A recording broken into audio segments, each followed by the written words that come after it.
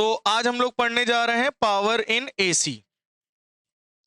Power in AC मतलब alternating current में जो पावर है वो क्या होगी।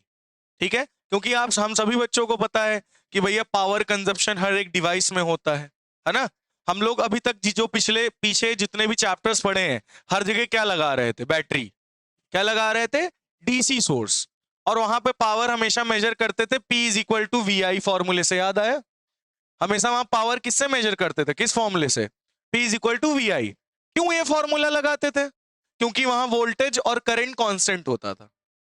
वहां वोल्टेज और करंट कांस्टेंट होता था। अगर वोल्टेज और करंट क्या होगा, कांस्टेंट होगा, तब तो ये फॉर्मूला हम लगा सकते हैं। और ये केवल और केवल डीसी के लिए ही वैलिड है, मतलब डायरेक्ट करंट के लिए ही वैलिड है। अल्टरनेटिंग करंट में जो पावर कंजप्शन होता है, क्या उसमें भी यही फॉर्मूला लगा सकते हैं? नहीं, क्योंकि अल्टरनेटिंग करंट में करंट जो होता है वो वेरिएबल होता है। और ये फॉर्मूला किस करंट के लिए है? कांस्टेंट के लिए है। कांस्टेंट करंट, कांस्टेंट वोल्टेज के लिए है। बैटरी में ये फॉर्मूला हम लगा सकते हैं पावर कंजप्शन निकालने के लिए। ठीक है, लेकिन क्या हम अल्टरनेटिंग करंट के पावर निकाल सकते हैं इस फॉर्मूले के द्वारा? नहीं। वहां पर हम लोग करंट इलेक्ट्रिसिटी में डीसी वोल्टेज में पावर कंजप्शन निकालने के लिए फॉर्मूला लगा सकते थे, बट करंट इलेक्ट्रिक यहां पे अल्टरनेटिंग करंट में पावर निकालने के लिए फॉर्मूला नहीं लग सकता। अब मन में तुम्हारे क्वेश्चन आया क्यों नहीं लग सकता? वहां इसलिए लगता था क्योंकि करंट और वोल्टेज कांस्टेंट होता था, दे रखा था कि 5 वोल्ट की बैटरी है, 2 एम्पियर करंट जा रहा है, फिक्स है, लगा दिया, पावर कंजप्शन निकल आया। लेकिन यहां पे करंट वेरिएबल है। करंट क्या है? I is equal to I not sine omega T plus five. वो पोटेंशियल क्या है? V is equal to V not sine omega T. मतलब करंट कुछ लैग कर रहा होगा, लीड कर रहा होगा, वोल्टेज कुछ होगा, मतलब वेरिएबल है। और यहां पे हम लोग ये फॉर्मूला एसी में नहीं लगा सकते। ये फॉर्मूला केवल और केवल किसके लिए वैलिड है? Only for DC, not for AC current. बात समझ में आई? तो इसके नीचे हम लोग एक पॉइंट लिखेंगे, so here in AC. AC मतलब alternating current, both V and I, potential and current, varies with time, varies with time. तो टाइम के साथ साथ क्या करेंगे बेटा? ये वेरी करेंगे। क्या करेंगे? वेरी करेंगे। तो हेंस हेंस पावर। तो पावर क्या करेगी? पावर वेरी करेगी या पावर वैसी ही रहेगी? Power will also very with time. अब तुम खुद सोचो, अगर वोल्टेज टाइम के साथ वेरी कर रहा है, करंट टाइम के साथ वेरी कर रहा है, तो जो पावर निकलेगी वो भी टाइम के साथ क्या करेगी? वेरी करेगी। सीधी सी बात है। अगर करंट वेरी कर रहा है, वोल्टेज भी वेरी कर रहा है, तो पावर भी टाइम के साथ वेरी करेगी। तो यहां पे जो ये हम पावर निकाल रहे हैं, ये कौन से टाइम के लिए है? इंस्टेंटेनियस पावर है ये। इंस्टेंटेनियस।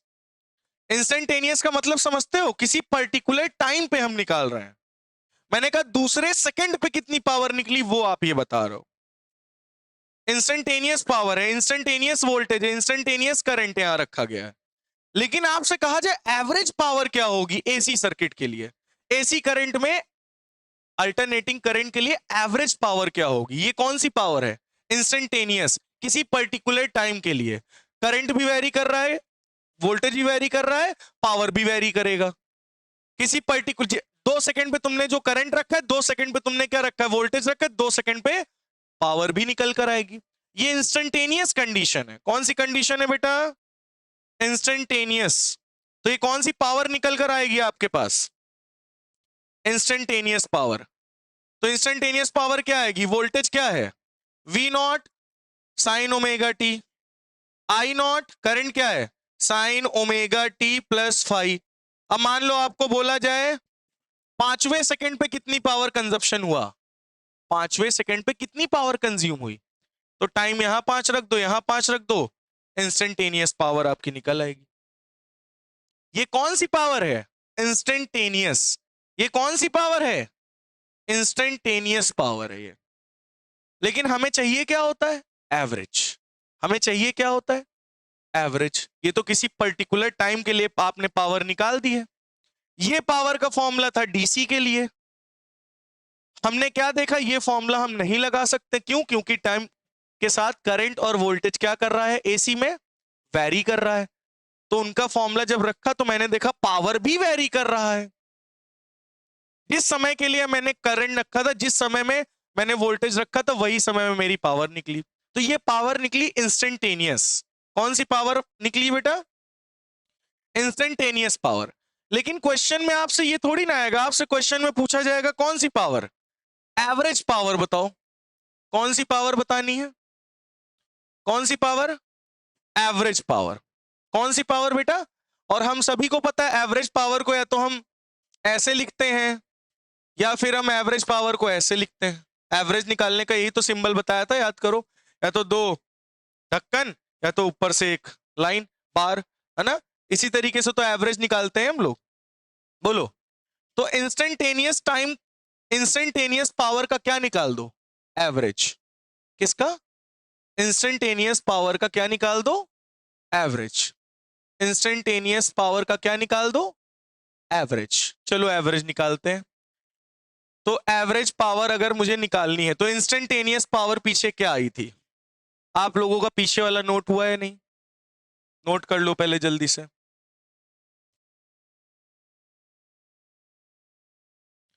तो बेटा आप ध्यान से थोड़ा सा देखना यहां पे।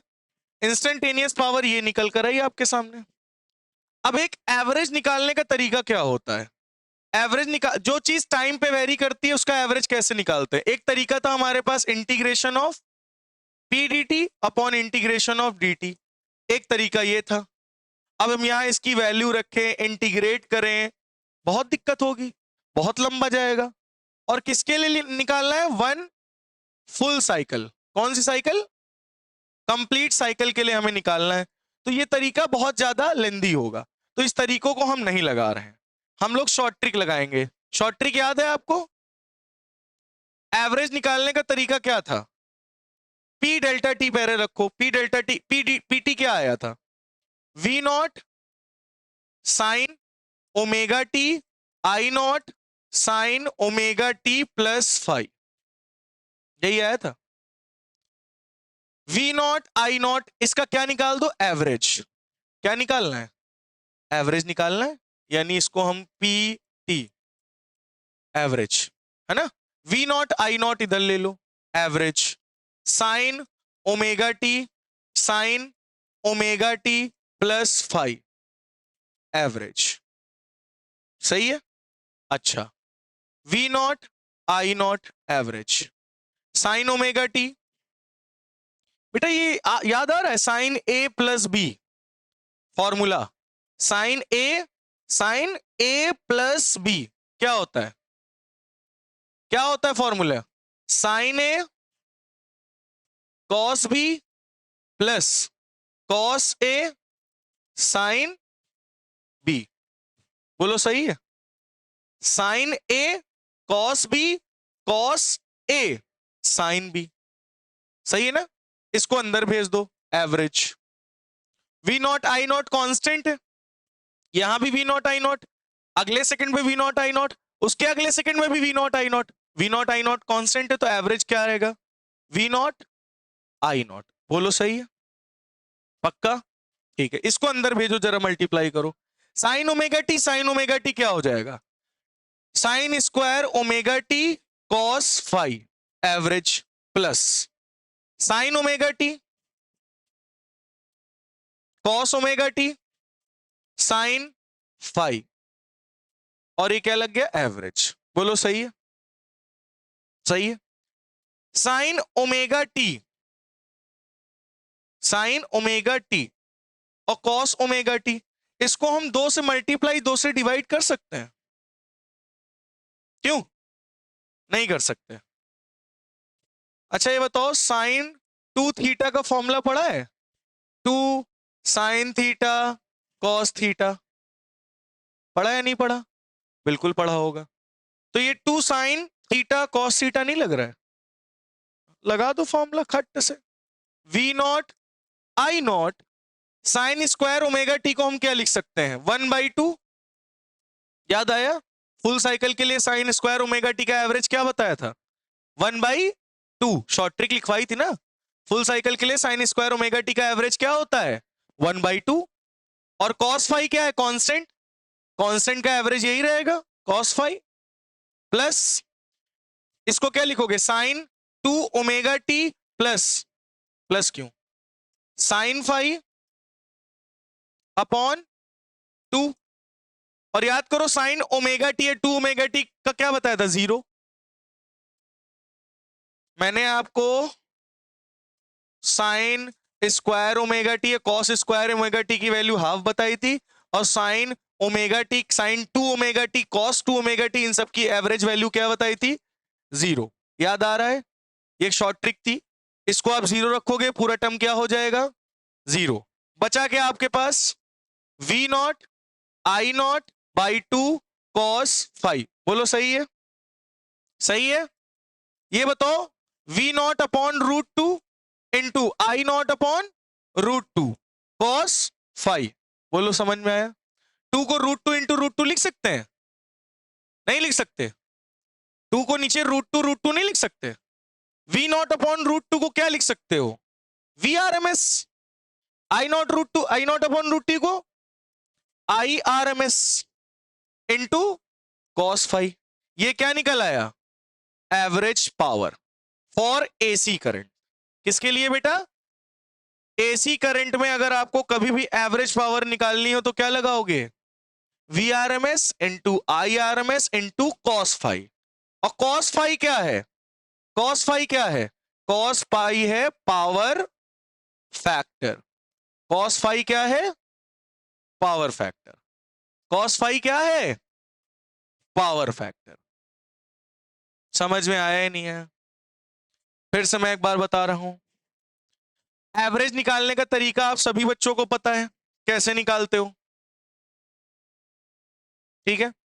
एक एवरेज निकालने का तरीका मैंने बताया था इंटीग्रेशन करके, एक शॉर्ट ट्रिक मैंने बताई थी जो बहुत जल्दी कर देता है कुछ ही स्टेप्स में, जैसा कि आपको दिख रहा होगा, कुछ ही स्टेप्स में यहां पे हो रहा होगा इंटीग्रेशन, वो एवरेज निकल रहा होगा।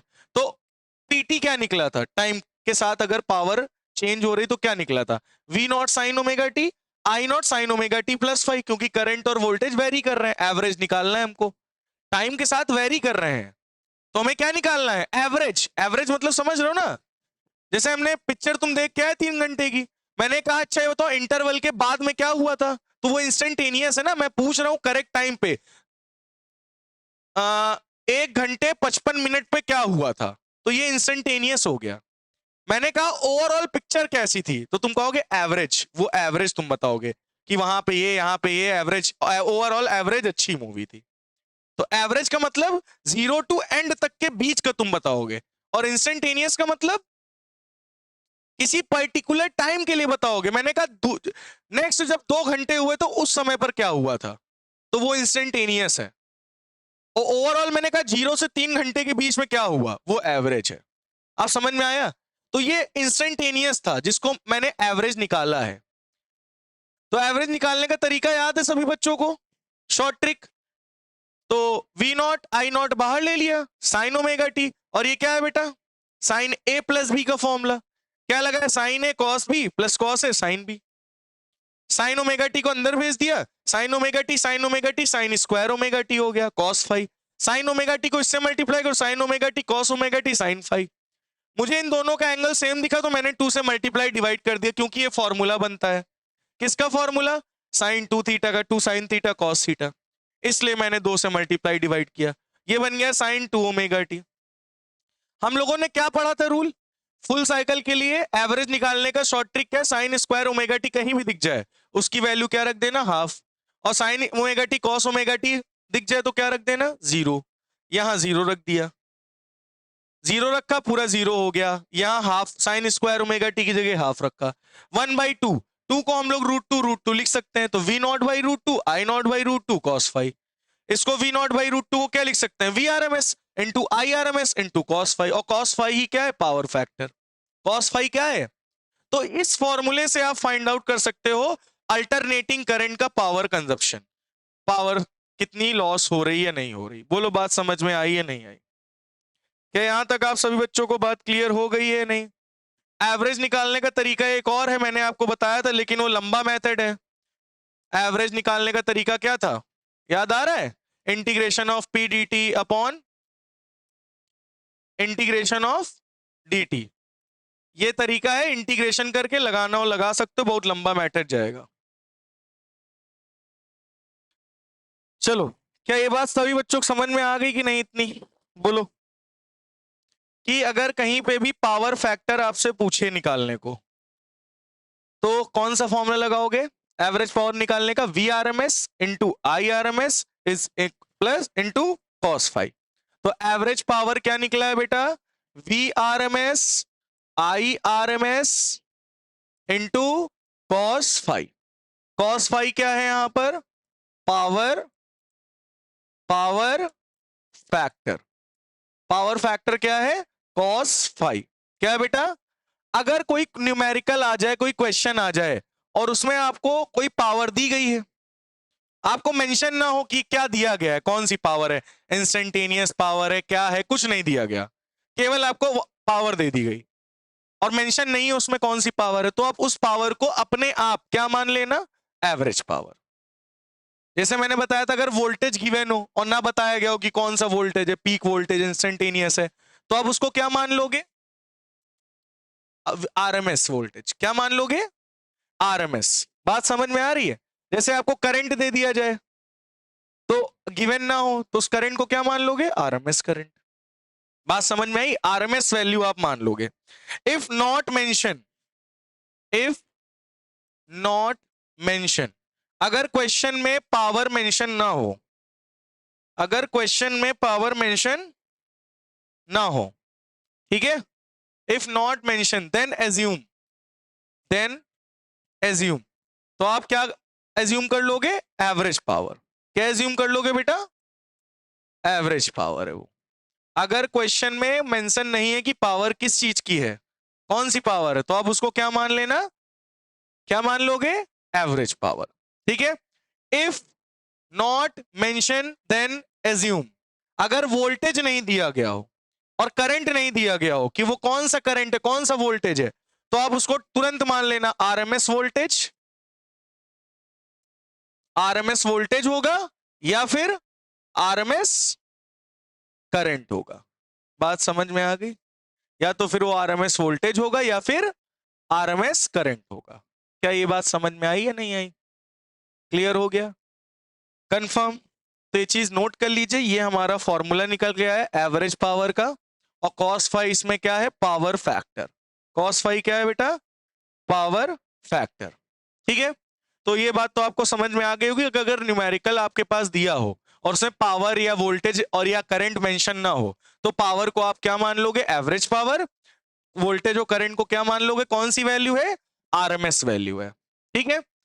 अब हमारे पास, हम लोगों ने सर्किट्स में पढ़ा था, सर्किट के बारे में याद है? सर्किट्स नहीं याद? चलिए बताते हैं, नोट हो गया? ठीक। तो बेटा हम लोग एक इधर डालिएगा सर्किट, लिखिए सर्किट्स, सर्किट एमबीबीएस वाला। ठीक है।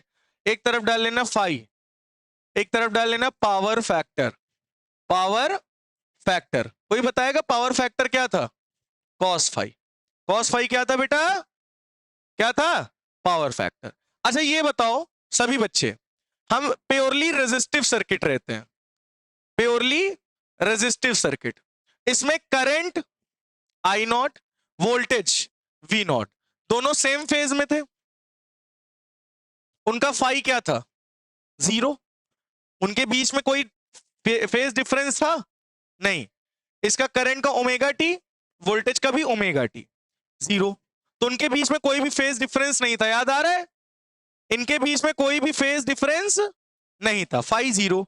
तो कॉस जीरो की वैल्यू क्या होगी? वन। तो पावर फैक्टर क्या आएगा? प्योरली रेजिस्टिव सर्किट का पावर फैक्टर क्या आएगा? वन। मतलब प्योरली रेजिस्टिव सर्किट बहुत ज्यादा पावर कंजप्शन करेगा।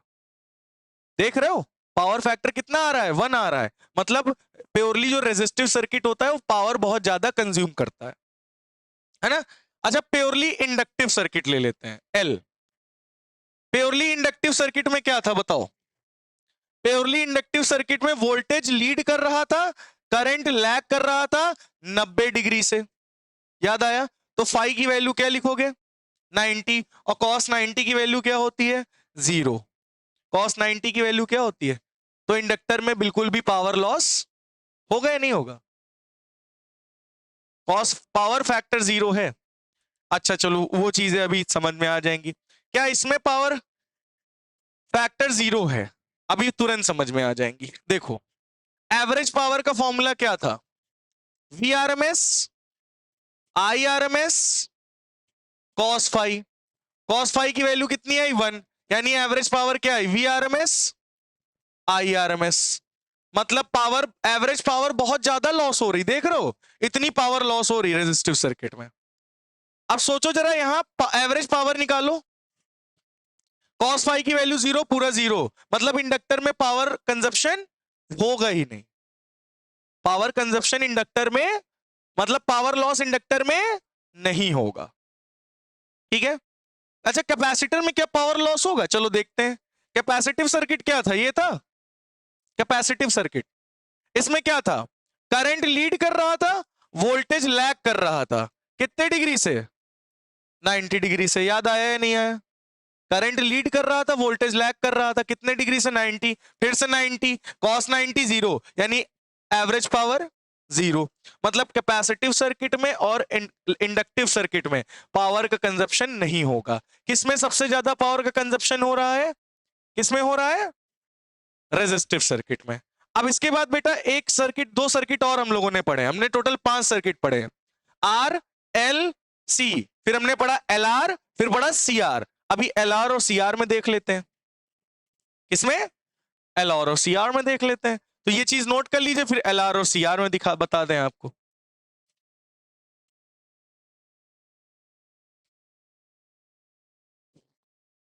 नोट कर लीजिए। तो ये बात कितने बच्चों को समझ में आ गई है? आप देख सकते हो प्योरली रेजिस्टिव सर्किट में करंट और वोल्टेज सेम फेज में है, फेज डिफरेंस 0 है। यहां हम पावर फैक्टर में cos 0 रखेंगे, cos 0 की वैल्यू 1 आएगी। और पावर क्या आ रही? V R M S into I R M S, मतलब एवरेज पावर कंजप्शन ज्यादा हो रहा है रेजिस्टिव सर्किट में। इंडक्टिव सर्किट लिया जिसमें मैंने देखा करंट लैग कर रहा है, वोल्टेज लीड कर रहा है। कितने एंगल से? 90 डिग्री से। 90 रखा, cos 90 की वैल्यू 0।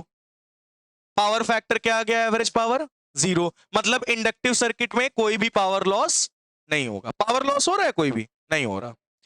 कैपेसिटिव सर्किट में भी 90 डिग्री से लैग कर रहा है, तो पावर फैक्टर फिर क्या आ गया? 0। यानी यहां पे भी पावर लॉस नहीं होगा। तो सबसे ज्यादा पावर लॉस कहां हो रहा है? रेजिस्टिव सर्किट में। कहां पावर लॉस नहीं हो रहा है? इंडक्टिव और कैपेसिटिव सर्किट में। ठीक है, एक बार हम फिर से इधर लिखते हैं सर्किट, आप लोग को लिखना नहीं है।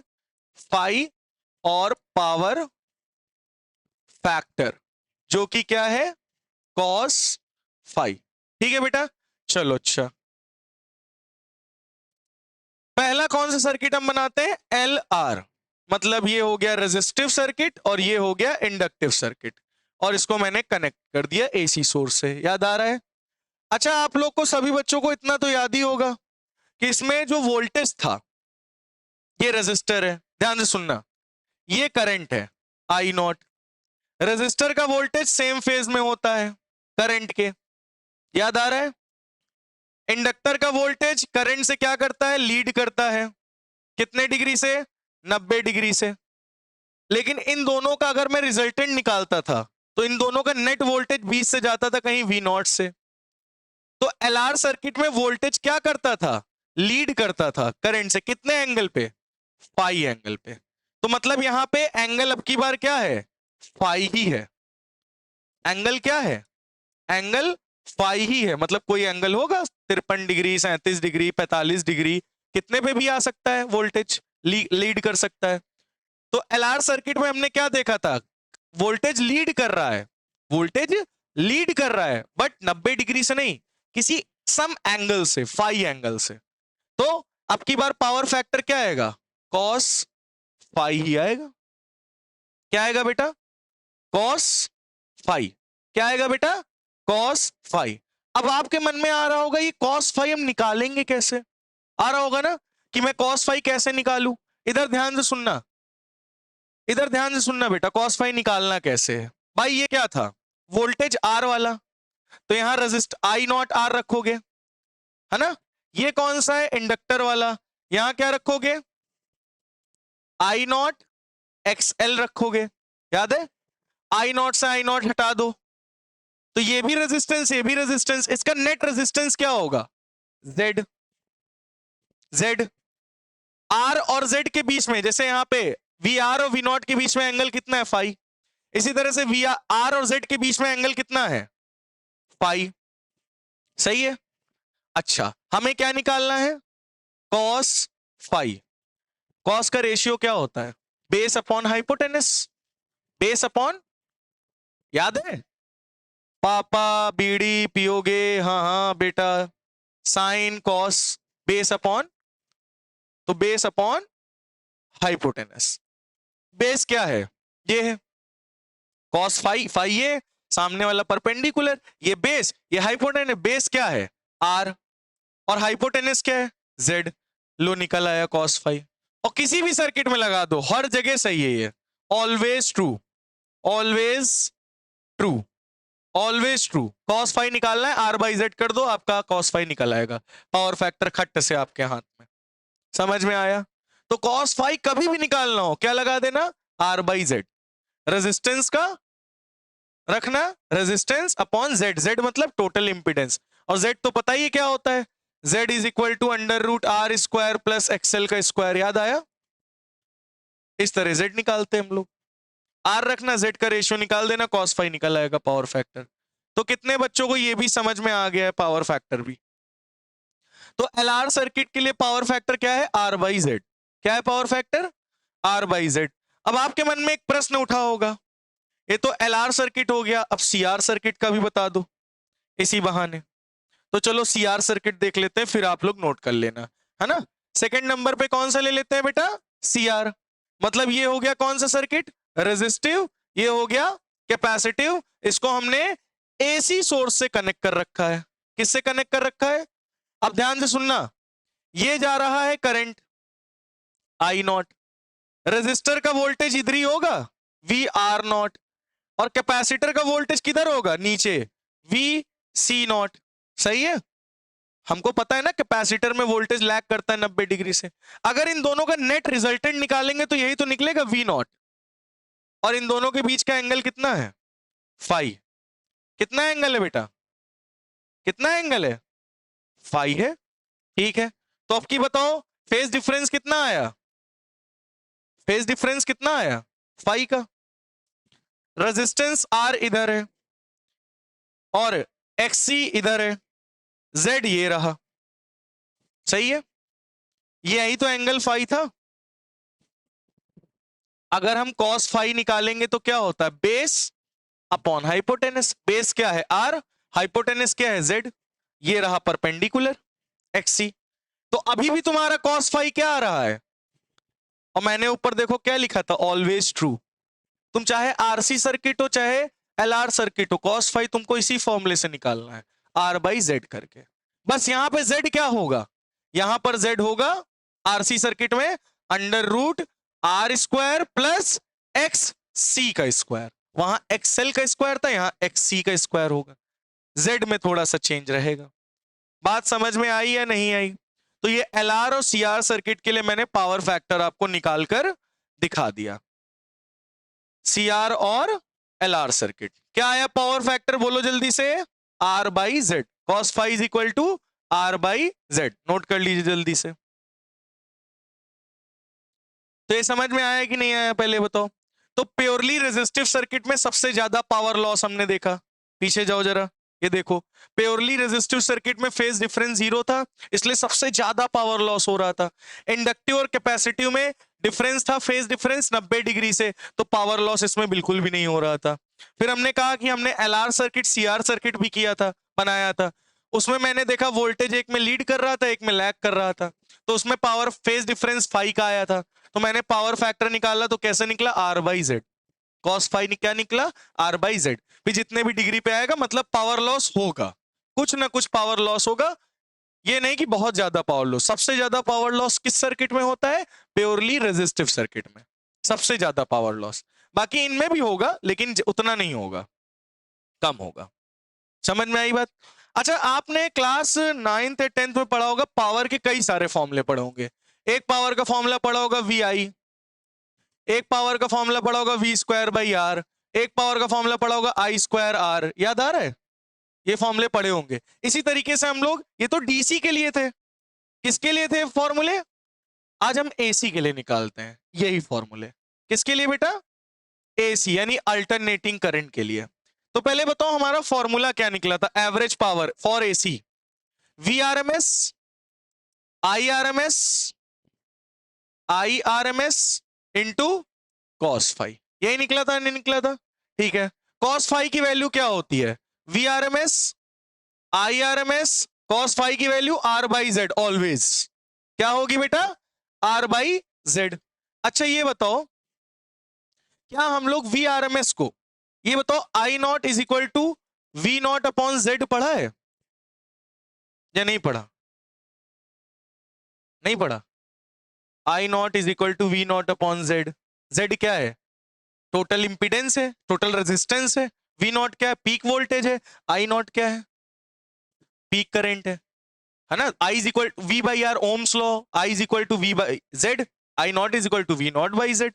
अच्छा ये बताओ, इसको दोनों तरफ हम √2 से मल्टीप्लाई कर दें, √2 दोनों तरफ डिवाइड कर दें, दोनों तरफ करते तो कोई मतलब तो निकलता नहीं उसका, रहेगा तो यही ना। आई नॉट अपॉन √2 को क्या लिख सकते हो, I R M S, V naught upon √2 को V R M S upon Z. I R M S की जगह तुम V R M S upon Z नहीं रख सकते, तो वी आर एम एस का V R M S, I R M S की जगह क्या रखोगे, V R M S upon Z और into R upon Z. Formula क्या बन गया, वी आर एम एस का square by Z square into R, क्या आ गया, वी आर एम एस के square upon Z square into R. ये आ गया दूसरा फॉर्मूला एवरेज पावर का। ये पहला फॉर्मूला था, ये दूसरा फॉर्मूला। जैसे P is equal to V I था, ये वी स्क्वायर बाई आर था ना वहां, यहां क्या है, V square V R M S के square by Z square into R. बोलो समझ में आया है नहीं। अच्छा एक काम और कर सकते हैं, यहां V R M S is equal to I R M S into Z, ये भी तो लिख सकते हैं, नहीं लिख सकते, यहां वी आर एम एस की जगह ये लिख दो I R M S into Z, एक फॉर्मूला और बन गया। देखो यहां वी आर एम एस की जगह क्या लिख देंगे, I R M S into Z, और क्या रह गया, I R M S into R by Z. बोलो सही है, जेड से जेड क्या हो गया, आई आर एम एस का स्क्वायर इंटू आर, ये क्या आ गया, नेक्स्ट फॉर्मूला एवरेज पावर का, आई स्क्वायर आर डीसी में, ये I square I R M S का स्क्वायर इंटू आर, ये किस में हो गया, एसी में। बोलो समझ में आया या नहीं आया, क्लियर हुआ, कंफर्म। तो आपके पास ये 3 फॉर्मूले निकल के आए, 1 2 और ये 3, वीआई वाला। समझ में आ गया, नोट कर लीजिए। और बेटा एक फॉर्मूला आपका क्या बनता है, एपरेंट पावर। कौन सी पावर होती है, एपरेंट पावर। अगर ये आपसे कभी पूछा जाए तो आप बोलना V R M S into I R M S, that's it. ये है एपरेंट पावर का फॉर्मूला।